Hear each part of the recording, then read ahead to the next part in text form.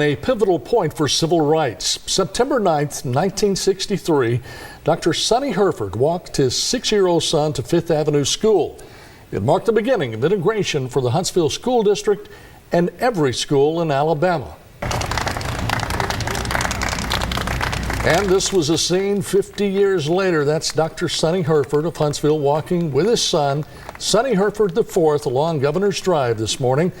At just 6 years old, the younger Hereford touched off the beginning of integration in Alabama public schools in 1963. As far as I knew back then, I was just another kid trying to go to school.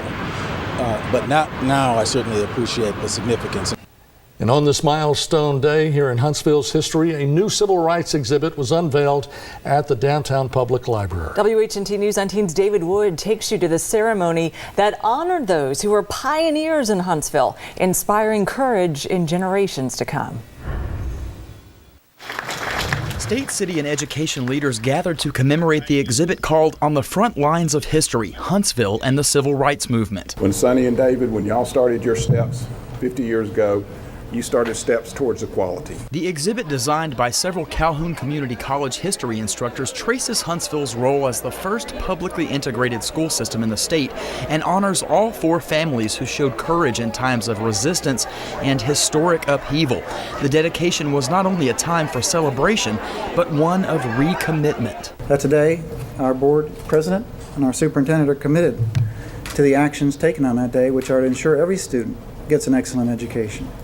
That they do it together as a community, just as we live as a community. David Osmond was the first black student at Terry Heights Elementary. I will tell you the look of the crowd today is exactly what I would like the crowd to look like after all of the challenges that I think everyone has so eloquently expressed that have happened over the many, many years. The efforts of those who were a little older than I am, people like my parents and all of the other brave people who fought for this cause. Sonnie Hereford IV fearlessly clutched his father's hand on this day 50 years ago after being turned away from school just a week prior. He says we've come so far, but warns against complacency. There are some out there who would take us back.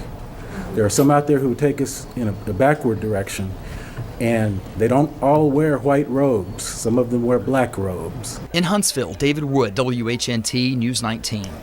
The library's civil rights exhibit will be open through the end of the year before a portion moves to Burt Museum on Montesano.